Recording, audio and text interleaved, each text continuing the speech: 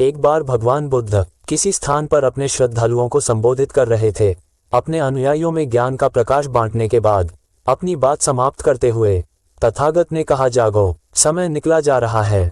इसके बाद उन्होंने अपना आसन छोड़ दिया और लोगों की भीड़ भी धीरे धीरे अपने मार्ग पर जाने लगी। प्रवचन समाप्त कर बुद्ध अपने प्रिय शिष्य आनंद के साथ एक स्थान पर जाकर बैठ गए।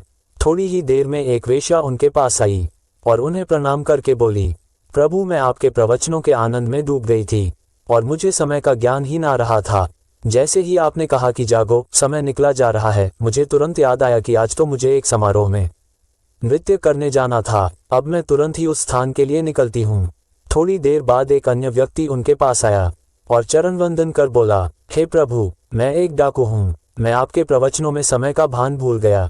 मुझे एक जगह डाका डालने जाना था और मेरे साथी मेरी राह देखते होंगे, पर मैं सब कुछ भूल गया। जैसे ही आपने कहा कि जागो, समय निकला जा रहा है, मुझे तुरंत अपना काम याद आ गया। अब मैं डाका डालने जाता हूँ। इसके बाद एक वृद्ध व्यक्ति तथागत के पास आया और चरणों में बैठकर बोला, हे भगवान, मैं एक व्यापारी हूँ। मैंने अपना पूरा जीवन केवल और केवल धन कमाने, बढ़ाने और संचय करने में बिताया है। आज जैसे ही आपने कहा कि जागो, समय निकला जा रहा है, तो मुझे ज्ञान हुआ कि मैंने पूरा जीवन व्यर्थ के कामों में व्यस्त कर दिया। अब मैं निर्वाण प्राप्ति की राह पर जाना चाहता हूँ।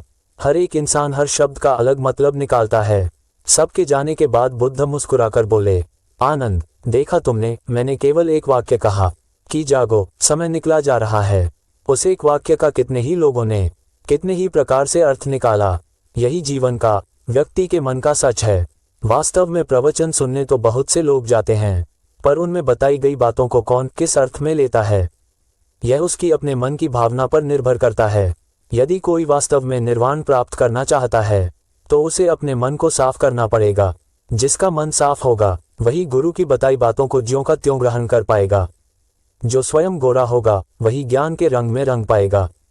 मन बहलाने या समय बिताने के लिए तो कोई भी प्रवचन सुन सकता है।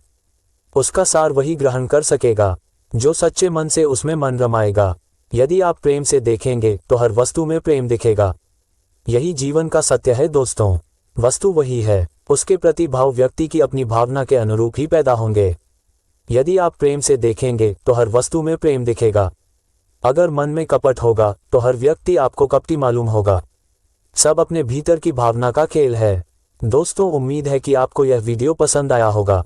इस पोस्ट को अपने दोस्तों और परिवार के साथ जरूर शेयर करें और वीडियो को लाइक करें, चैनल को सब्सक्राइब करें और भी ऐसे ही वीडियो देखने के लिए।